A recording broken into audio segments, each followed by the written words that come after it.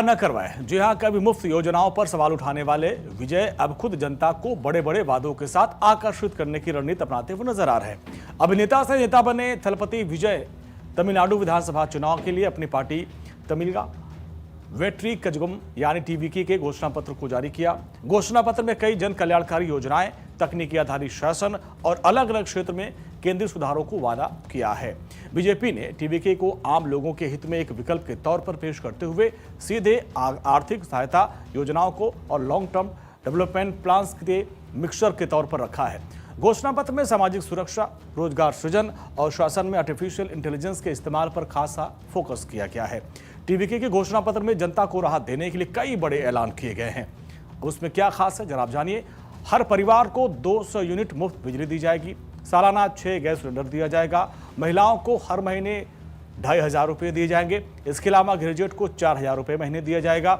Diploma धारकों को 2,500 रुपये बेरोजगारी भत्ता दिया जाएगा। इंटर्नशिप के लिए 5,000 से लेकर 8,000 रुपये तक का स्टाइपेंड देने की बात कही गई है और 5 लाख युवाओं के लिए 18,000 रुपये की रोजगार सहायता देने का वादा किया गया है। वरिष्ठ नागरिकों, विधवा और दिव्यांगजनों को 3,000 रुपये मासिक पेंशन देने का वादा किया गया है।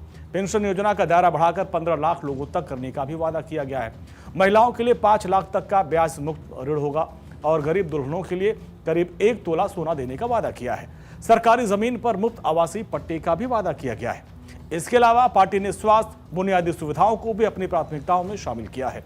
टीवीके का कहना है कि हर नागरिक को बेहतर स्वास्थ्य सेवाएं चाहिए और इसके लिए मुफ्त हेल्थ चेकअप, सस्ती दवाइयां, कैंसर के लिए विशेष बीमा कवर देने का वादा किया है। तमिलनाडु की राजनीति में फ्री बीज का बहुत पुराना चलन है, लेकिन जो विजय कभी इसको लेकर राज्य सरकारों पर आक्रामक हुआ करते थे, अब वो खुद उसी फ्री बीज की राजनीति में आ गए और अपनी सियासी रोटियां सेकना चाहते हैं।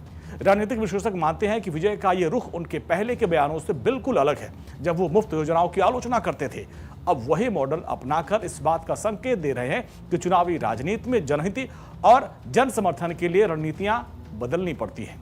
थलापति विजय का ये घोषणा पत्र साफ साफ दिखाता है कि वो राजनीति में मजबूत पकड़ बनाने के लिए हर वर्ग को साधने की पूरी कोशिश कर रहे हैं। अब देखना दिलचस्प ये होगा कि जनता इन वादों को कितना स्वीकार करती है। क्या ये रणनीति उन्हें सियासी सफलता दिला पाएगी?